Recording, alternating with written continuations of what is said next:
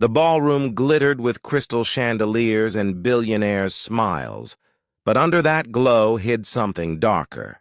When Ava Brooks, a rising black CEO, was invited to the Beaumont family's elite dinner, she thought it was her moment to shine. Instead, she became the target of silent prejudice wrapped in silk and champagne.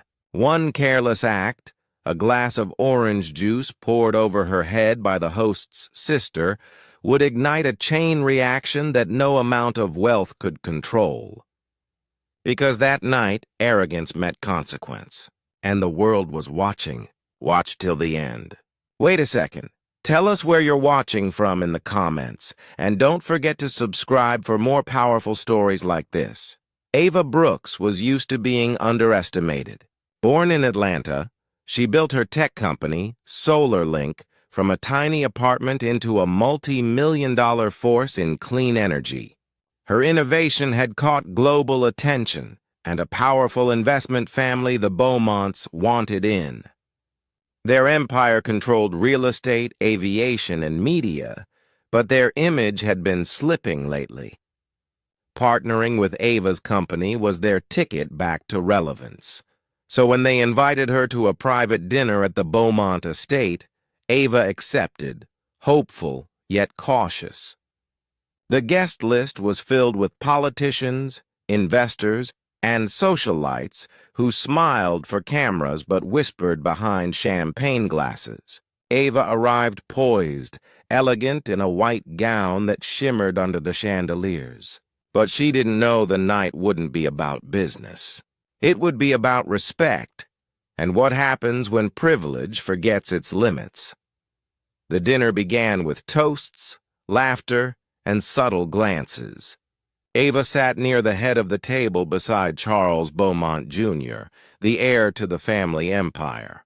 Across from her sat Camille Beaumont, his younger sister, a woman known in high society for her beauty, influence, and a temper polished by entitlement. Camille watched Ava closely, her smile never quite reaching her eyes. To her, Ava's confidence was unsettling, a kind of quiet grace that didn't need permission. When Charles praised SolarLink's innovation and called Ava a visionary, Camille's jaw tightened. The applause around the table stung her pride. As dessert was served, a waiter accidentally brushed Camille's arm, spilling a few drops of juice on her silk dress.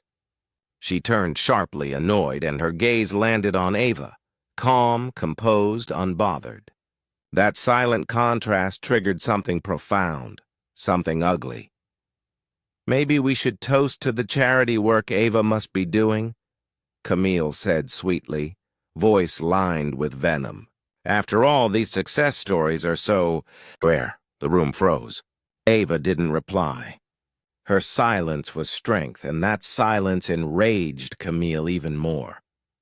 She reached for her glass of orange juice, lifted it with a trembling hand, and in one shocking motion poured it over Ava's head. Gasps erupted. Chairs scraped. The liquid dripped down Ava's face, onto her gown, glistening like liquid fire under the chandeliers. And Ava didn't move.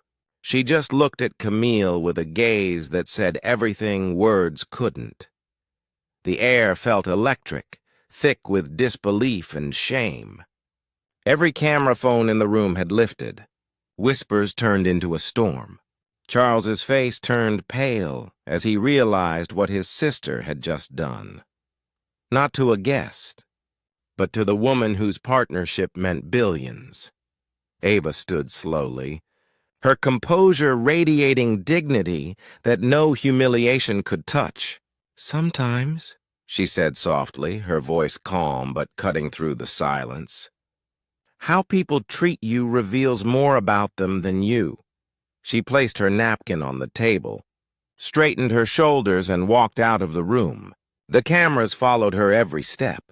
Behind her, the Beaumont legacy began to crumble, because in that one moment, the world saw the truth behind their polished empire. By morning, The video was everywhere. Beaumont heiress pours drink on black CEO flashed across global headlines.